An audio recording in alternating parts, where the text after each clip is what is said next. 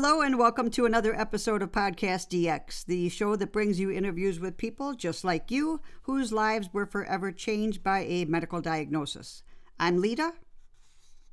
I'm Ron. Okay, there he is. Oh, and I'm Jean Marie. Collectively, we're the hosts of Podcast DX. Today, we are thrilled to welcome back Kristal Kent. Our guest, Kristal, she's an Army veteran, and you may remember we spoke with her last year about fibromyalgia. Thanks for joining us this morning, Kristal. How are you? I'm well, and thank you, Ron. I am super excited and humbled to be joining everyone at Podcast DX again. Thank you for this opportunity today for me to share my story and my insight. Hi, Kristal. Well, I heard that you recently had more surgery and would like to talk about preparing for surgery when you have a chronic illness. Could you tell us more about that? Sure. So I had surgery in December 2019. It was actually my seventh surgery. My most recent surgery in December was an anterior cervical discectomy infusion, often referred as ACDS. I had several spinal discs that were damaged and my neck and compressing my spinal cord. And for the audience, that's listening, this kind of surgery is actually a neurosurgery and requires a neurosurgeon. Mm-hmm. And the neurosurgeon had to go in and relieve the pressure on my spinal cord. It removed a couple of damaged discs, implanted metal plates and screws along my cervical spine, and also had to implant cadaver bone grafts and cadaver tissues. And the thing of it is, with any chronic medical condition, it's always good practice to prep for your surgery as best you can. In order to prep for this surgery, I upped my nutritional daily diet, and I increased my proteins, amino acids, vitamins, omega-3s, all that good stuff. And I reduced carbs and followed an anti-inflammatory diet because I have medical conditions that cause inflammation, and post-surgery also causes inflammation. Mm-hmm. So to tackle this, I did so by eating foods that would, help reduce inflammation. And I also avoided those foods that could compound inflammation. Okay. And I ate only natural foods that were organic, non-GMO, and preservative-free because, preservatives actually hinder your body's ability to absorb nutrients, especially vitamins D, K, and B. And if we're deficient in those vitamins, things like chronic fatigue, pain, brain fog, actually increases. And individuals with no chronic medical conditions, if they're deficient in those vitamins, they'll experience pain, fatigue, like brain fog or cognitive dissonance. So that's why it's important at all times, especially prepping for and recovering from a surgery when you have a medical condition, mm-hmm. to really prep as much as you can. Okay. So in general, what should a person do when they know they're going to have any kind of medical procedure or surgery? What should they do ahead of time? Gain a complete understanding of the surgery and the recovery process. The more comfortable you are with what to expect, the better off you are going to be afterwards. I always say that educating ourselves is our best tool and knowledge is power. So the other thing is make sure you have your overall health checked, especially if you have underlying medical conditions. You want to check if you have malnutrition, anemia, diabetes, pain, and make sure these conditions are addressed by your healthcare team. And the other thing I recommend is that a lot of people with chronic medical conditions have a variety of specialists they see, and letting all of them know what's going on and that you're getting surgery. I find that a lot of times patients might, just talk to the surgeon and maybe they're PCP, but maybe they see a rheumatologist and they don't bring them in the fold. So it's important to bring everybody in the fold, let them know what's going on so that everybody's on the same page, especially because the aftercare, you want everybody following the same plan. Sure. Right, absolutely. Right. And the other thing is that, if you have time before surgery work, I already talked about this, but improving your nutritional intake and fitness, because Abbott research shows that consuming immune nutritional drinks fortified with amino acids, omega-3 fatty acids prior to surgery can help reduce the risk of post-surgical infection and shorten hospital stays. That's amazing. That's amazing, yes. Yeah, good and advice. Fantastic, yeah. Kristal, Jean was talking to me the other day about a immune nutrition drink, I guess a type of Ensure that you can use before surgery. We aren't affiliated in any way with the product. We don't make any money off of it.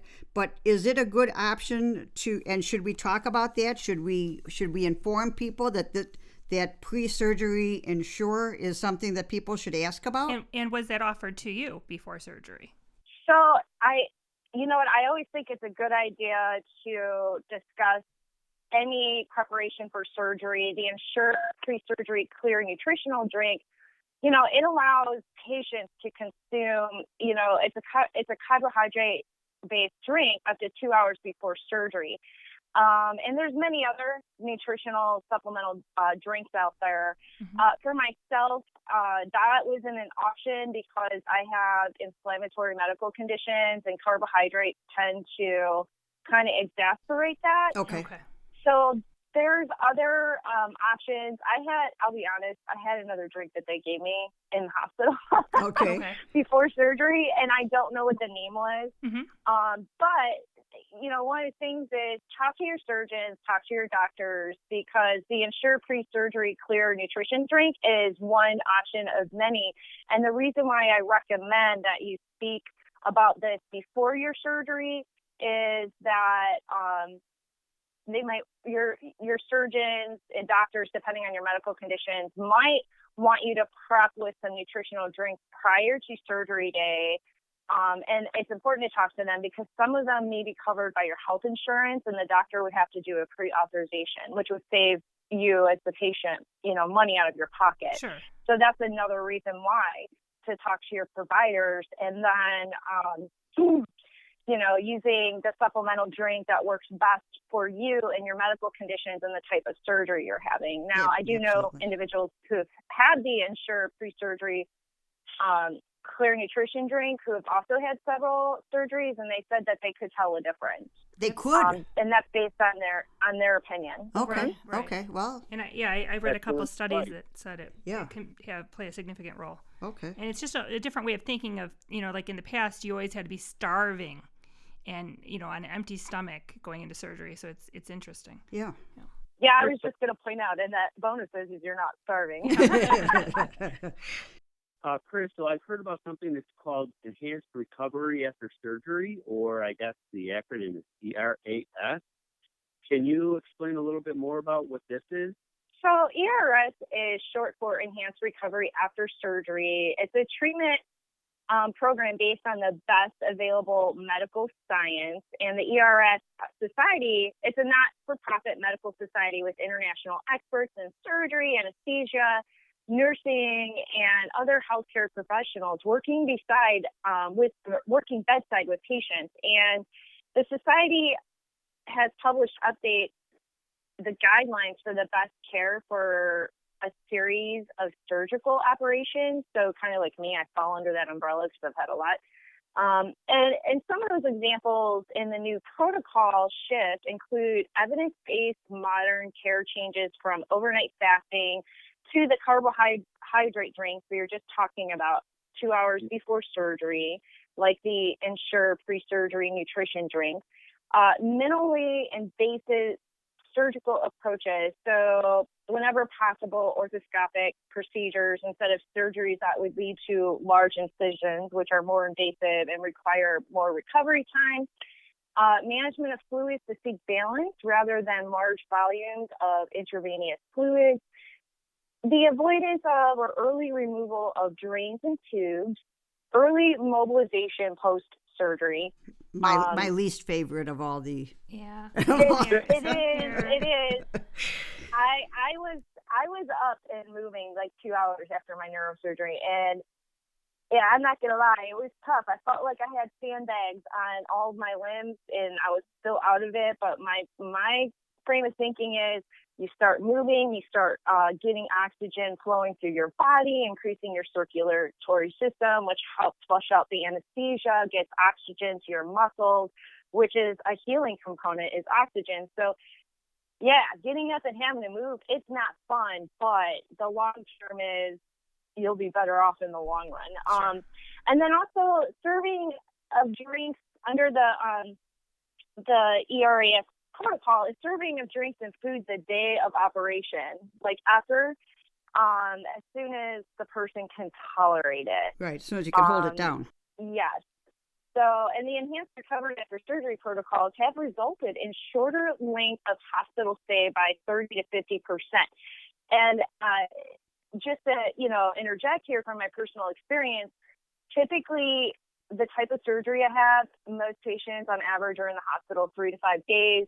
Mm-hmm. I was discharged the very next day. Whoa. Because of following these protocols. And like I said, it's no fun getting up, walking around like you feel like you got sandbags like attached to your body. But those things, I believe, and I can see, is what resulted in me being discharged ahead of what is typical. And, it does help shorten the length of hospital stay by 30 to 50%. And similar reductions in post-surgery complications while reducing hospital readmissions also reduce the cost. Mm-hmm. And not just the cost. I mean, I'm sure a lot of people are thinking, oh, well, they're doing this just to save money. But no, not really, because the more time you're in the hospital, the greater chance you're going to have of catching something else, because hospitals are where the sick people are. Okay. I'm sorry. Did I get on a soapbox there? A little bit of a soapbox. But it's okay. And the other thing about being in the hospital is you are less likely to move around while you're in the hospital versus at home. And depending on the surgery, that could potentially increase the likelihood of, infection, muscle atrophy, and like I said, the more you move, the more you get your internal bodily system flowing, which works together to help heal the body. So if you're slowing that down, it's a longer recovery. Right. Finding ways to speed it up a little bit helps. And, the elements of this protocol reduce the stress of the operation to retain anabolic homeostasis. Well, Kristal, what exactly is anabolic homeostasis? It encompasses everything from your body temperature to your blood pressure to levels of certain nutrients. Each physiological condition has a particular set point or value around which the normal range fluctuates. So the levels or values that is optimally healthy and stable. Right. Okay, so for temperature, we're looking at 98.6 or 37 degrees centigrade, and then 120 over 180 or normal blood pressure. And that would be homeostasis. Yeah. Exactly. Now, of course, everyone is different. So a very large person might have a normal blood pressure that is higher than a very small, female, but it's based on the norm for each individual. So it's an individualized approach. So an example will be is when we're speaking of body temperature, the typical average is 98.6. My body temperature is lower than that. So the concept would be based individually of knowing what my homeostasis is and then creating the plan around that. So it's a very individualized approach. Okay. Which, that's very nice. Well, yes, personalized. That's nice. Mm-hmm. Yeah, that totally makes sense. Kristal, as someone with fibromyalgia, do you have certain concerns? Do you have certain concerns before going in for surgery? And if so, what have you found that has worked for you? So, with any surgery, regardless if you have fibromyalgia or not, or any medical condition or not, there's always concerns and precautions. With fibromyalgia and other chronic illnesses, there's an added layer of concerns and precautions I have to follow. For each surgery I've had to learn to keep all my treatment providers in the loop and work together to address any potential concerns or outcomes after the surgery. A good example is I have surgery. I keep my pain management specialist in the loop because if the pain management treatment plan the surgeon prescribed isn't working, my pain management specialist can help with that. And to further reduce potential health concerns, I'm very proactive with safeguarding and optimizing my health as much as possible prior to surgery. As I outlined earlier, following a healthy nutritional plan resting and engaging in, I call it physical activities. I don't use the word exercise because everybody is individualized with fibromyalgia and other chronic illnesses. So I like to say physical activities that you can do, within your physical ability. And to help minimize, concerns prior to surgery is engaging in basically a healthy, proactive pre-surgery lifestyle to reduce concerns and risks. But most importantly is mindset. Our frame of thinking can really determine the outcomes of surgery. Maintaining a good mindset, being forward thinking and focusing on the positive outcomes really does reduce stress for me and concerns, and helps promote a better, quicker recovery. Very good. I was just curious. You know how a lot of hospitals will have a cardiac rehab gym that after cardiac surgery, they insist that the patients go to the cardiac rehab gym? Maybe even prescribe recreational therapy. Oh boy. Oh, okay. Sorry. I'm sorry. We found another soapbox. I'm just saying to get ready. Physical therapy. So it's very interesting, the point that you bring up, Lita, because I personally, as a patient advocate, based on what I hear from other patients and my own experiences, is there's just a huge disconnect in healthcare between, the medical side of things, nutritional side of things, and I don't know what a good phrase so is. in other words, they're not really holistic. Yeah, there is this hoorah, yay, yay, holistic, whole mind body approach, but right now, a lot of medical systems are slow on the uptake on that. So they're talking about it, but very few are really initiating it. So, I'm hoping that, down the line, we see more of this collective approach, like having someone be seen by a physical therapist. Honestly, and don't get mad, but, sometimes checking in with a counselor or psychologist before surgery, especially those who have never had surgery before, because it's very scary for people. Absolutely. Especially, right. And I recommend that if that option is available, that not just the person, but their immediate family members and caretaker also check in, just because there's a lot of stress and worry for anybody and, having surgery and their loved ones. Right. Being seen, being referred to a nutritionist so that they can help them build a nutritional plan before surgery and after surgery, that optimizes the recovery. The Cleveland Clinic, I'm outside of Cleveland Clinic, or the Cleveland, Ohio, my bad. And Cleveland Clinic Foundation really, I've seen over the years working towards this approach. It's not quite seamless yet. I see that they're offering this, ideas and protocols post-surgery, but not as often pre-surgery. Okay. So, you know what I don't want to interrupt you, but I guess I did interrupt you. It's my show. I could do that. No. Oh boy. Sorry, Kristal. Oh boy. So sorry. We're having an off day. Oh yeah. Okay. See what happens when you got stress in your mind? Yeah. As we were talking, the thing that kept popping into my head was, I've had several surgeries myself. Which one was I the most prepared for? Oh. And it was. I was gonna say I know this answer. And it was donating the kidney. Yeah. With organ donation. They have you meet with a counselor, psychiatrist, and a counselor. They have you meet with a nutritionist. They have you meet with a occupational therapist. I didn't have to meet with a recreational therapist because I am one, but I worked out in a gym 6 days a week, several hours a day for about 6 months to get ready for that surgery because they advised it.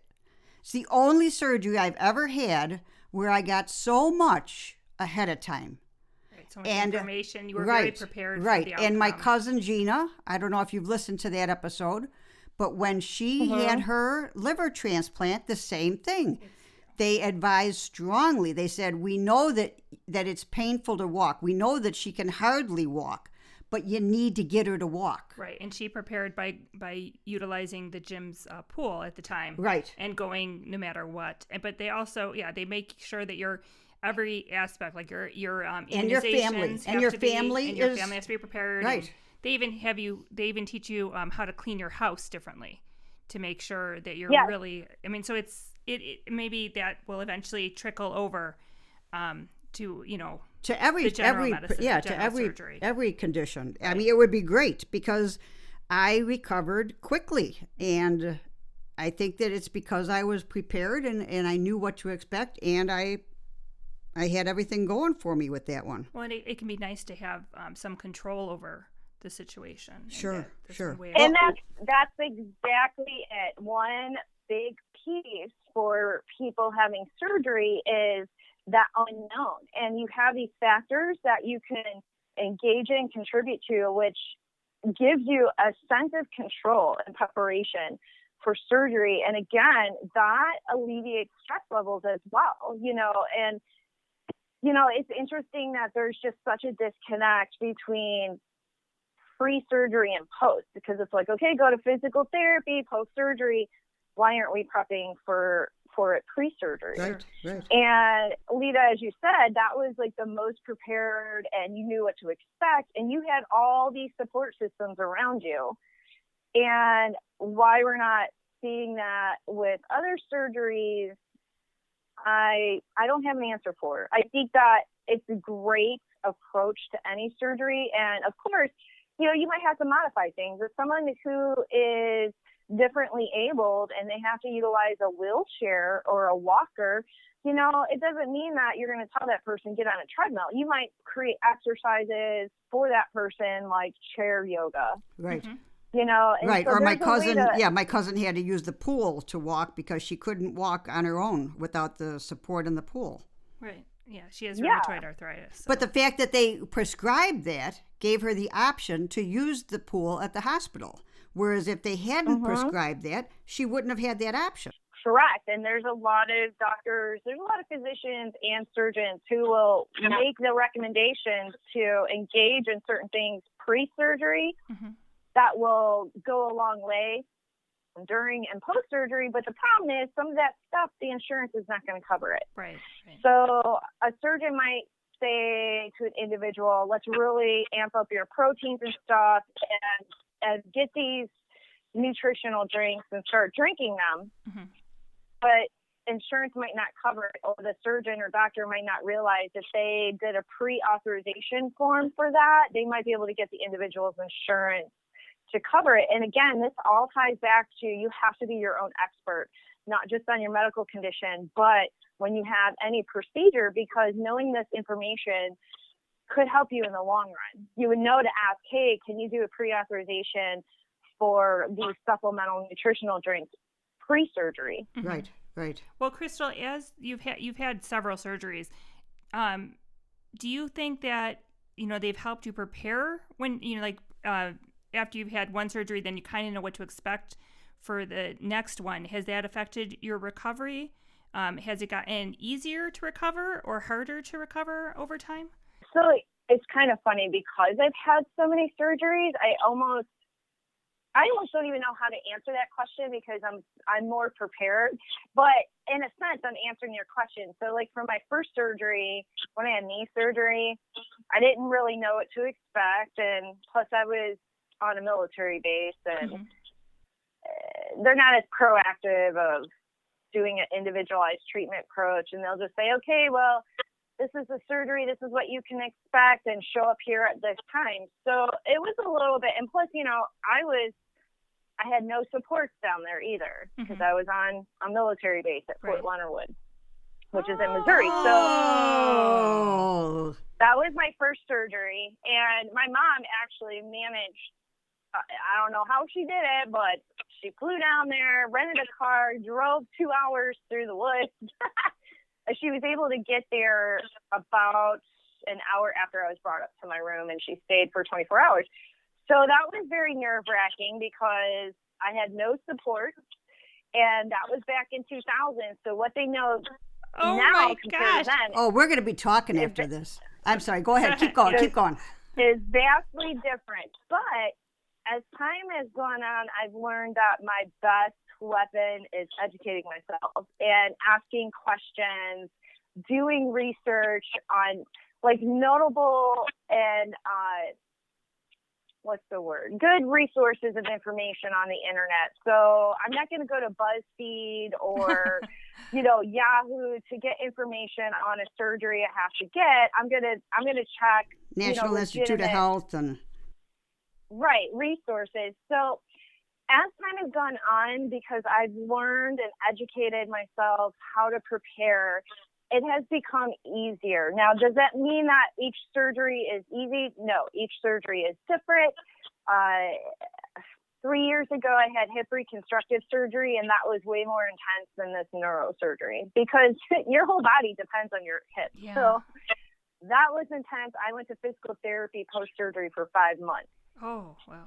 Because they literally had to dislocate my leg to do that surgery. Oh. So, but I was prepared for it. I knew what to expect. I asked those questions. So as time goes on, I'm more prepared, and I'm finding that the recovery time or the curve, of bouncing back has been quicker for me because, experience leads to knowledge. Sure. And from my first surgery to this surgery, I put my own personal protocols in place to be prepared. And that's why it's so important for patients and to educate yourself and do everything you can pre-surgery and get the information you need to make it easier so that recovery is easier. And I don't have that, someone having surgery for the first time compared to me, I don't have that feeling of the unknown anymore because I've had so many surgeries. I do say that knowing and going through all the experience with each surgery because I know what to expect and because I'm more prepared and doing all these healthy, proactive things, it does improve my post-surgery recovery, both physically and mentally. That's great. I mean, it's horrible that you had to have additional surgery, but it's great that the knowledge has made a difference. What about exercise? Is that recommended before surgery, or is it not? Or does it depend on the surgery you're having? Well, you know what? Physical activity is always good for the body, regardless. My experience is it's always good before surgery. If you have to modify, like I said earlier, chair yoga or, as pull therapy, as we were talking about before. So Daniel Rooks, he's a PhD assistant professor of medicine at Harvard Medical School, and he has noted that a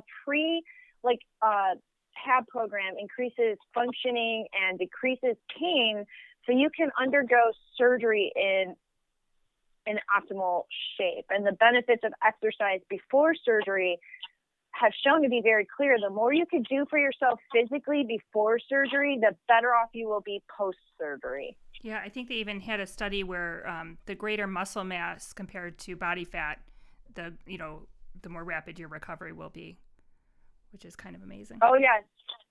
Actually, with some of my surgeries, I've had surgeons who are also MDDOs, or they look at the body as a whole, and have said, it's part of the reason why, even though my hip reconstruction surgery 3 years ago was so intense, most people are going to physical therapy 6 to 8 months post-surgery, and I literally was done in 5. Okay. 4.5, 5. Because we skipped a couple of weeks. My PT was on vacation, so really it was like 4.5 months. Oh, okay. Wow. So quick recovery. Yeah, being ready makes a difference. Kristal, do you have any tips, hints, or suggestions, or should we just write a book to let people know? I know, right? Right. Well, I can never stress enough, you need to talk to your healthcare team and keep all of your medical providers in the loop of any concerns you have about your procedure and recovery, because you might not be up to talking afterwards, having surgery. So get those questions out early and out of the way. Have those discussions with your medical providers on how to prep for the surgery. Ask for referrals to a physical therapist if needed, a nutritionist. I also recommend again, a person does research on their surgery, along with reach out to medical health communities and other patients who have had the same surgery or similar surgery. You know, first of all, connecting with those people, you're building a social network, which could be helpful pre and post surgery with nerves, and asking them what their surgical experience was like. Because I'll give you an example. Like when I went in for my neurosurgery on my neck, you know, the doctor was like, well, you know, you'll have like a sore throat for a couple of weeks maybe. And I just have learned that what they tell you and the reality is two different things. So I did some research and talked to other patients, and I went on YouTube and watched videos of people who had my surgery or similar, and they were like, I couldn't swallow without grimacing for 2 weeks. So knowing that I had, okay, I got to prepare for that, and at least knowing that's what's going to be like, I won't be alarmed, because I was told it might hurt for a couple of weeks and be uncomfortable. And that's vastly different from I grimaced every time I swallowed food or drank water. Not having that information post surgery, I could have been freaking out, going, "Oh my gosh, like they told me it would only hurt a little bit, right?" So that's why it's important to connect with people. And social media is your best asset for that. And YouTube is a great source of information. You can find healthcare communities online. You can find individuals online, and lots of like health-related groups that are kind of like patients like me for different medical procedures. And you can hear their stories, and that will actually help you prepare. Because like I said, absolutely, my doctor's like, oh, your throat will only hurt a little bit. And the reality of it was, after connecting with other people that had the surgery, watching YouTube videos, I was just like, okay, good. I'm glad I did this, because I would have been freaking out after surgery thinking like my esophagus was torn or something. Right. Yeah, and you didn't need that stress. No. Well, thank you very much, Kristal. We really appreciate you coming back on the show and telling us all this great information. I think our listeners are going to appreciate it. Oh, yeah. Yeah, it's been good talking with you again. Absolutely. Yep. Thank you, Kristal.